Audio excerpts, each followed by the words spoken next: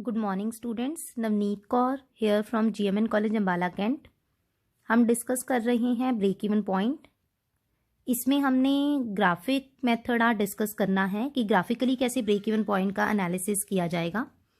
सबसे पहले अगर ग्राफिक मेथड की बात करें तो डायग्राम के थ्रू हम इसे बनाएंगे। हम देख सकते हैं इसको, मैं आपको यहाँ पे डायग्रामेटिकली इसे दिखाऊंगी कि हम कैसे इसको बनाएंगे। OX axis and OY axis यहां पर बनाया जाएगा।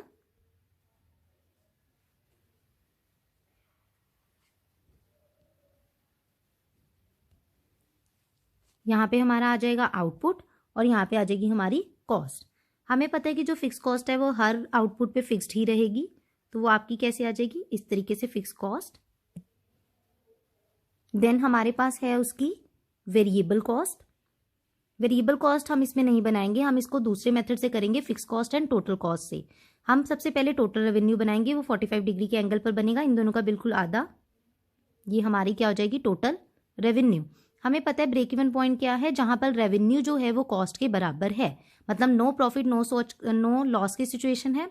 तो यहां पर हमारा क्या बनेगा, अब total cost line. Total cost क्या होती है, fix cost plus variable cost, यहां से हमारी बन जाएगी। और ये वाला पॉइंट जहां पर हम क्या कह रहे हैं, जहां पर आपकी जो टोटल रेवेन्यू है टोटल कॉस्ट के बराबर है, तो यहां पर ये वाला पॉइंट होगा TR is equal to TC।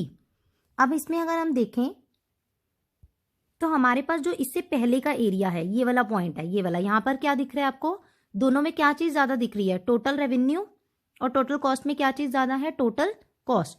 Total cost जो है वो ग्रेटर है टोटल रेवेन्यू से। जब कॉस्ट ज्यादा है रेवेन्यू से तो इससे पीछे का एरिया आपका क्या होगा, ये लास्ट वाला एरिया लॉस। अब हम देखें इसके बाद का एरिया, तो यहां पर अगर हम देखें तो यहां पर हमारी जो पॉइंट के बाद का आपने कंसीडर करना है, तो इस पॉइंट में आपका क्या है, रेवेन्यू ज्यादा है। इट मींस वो लाइन उसके ऊपर है, देख सकते हो आप, total revenue is greater than total cost. तो ये वाला एरिया आपका क्या हो जाएगा, प्रॉफिट। ये प्रॉफिट हो जाएगा, उसके पीछे का लॉस और इसके आगे का क्या हो जाएगा, प्रॉफिट। इस पॉइंट को देन हम इस तरीके से भी रिप्रेजेंट कर सकते हैं। यहां पर मैं आपको कोई और कलर लेके बता देती हूँ। ये वाला पॉइंट हमारा ब्रेक इवन पॉइंट हो गया, तो हम इसको यहां से इस तरीके से ज्वाइन कर लेंगे। ये हमारा हो जाएगा ब्रेक इवन पॉइंट। और एक यहां पर एंगल बनता है, मतलब जो टोटल रेवेन्यू और टोटल कॉस्ट को मिलाकर एक एंगल बनेगा, उस एंगल को आप क्या बोलोगे, एंगल ऑफ इंसिडेंस। इस एंगल को क्या बोला जाएगा, एंगल ऑफ इंसिडेंस।